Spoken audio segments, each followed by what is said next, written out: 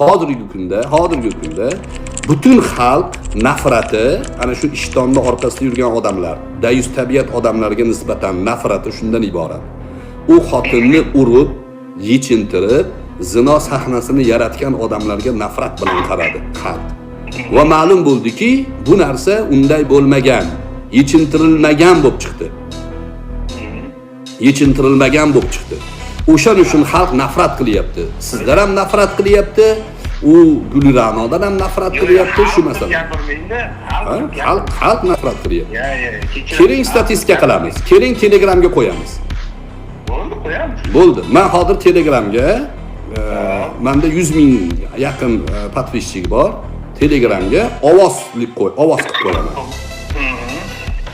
Gulrano Qosimovani yechintirdi degan. Men unaqa nima qo'ying? Общий qilib qo'ying siz. Gulrano Qosimova ichki ishlarga tuhmat qilganmi deb qo'ying. Bo'ldi, qo'yaman. Men ham qo'yaman shuni. YouTube'da ham qo'yaman. Ko'ramiz. Bo'ldi.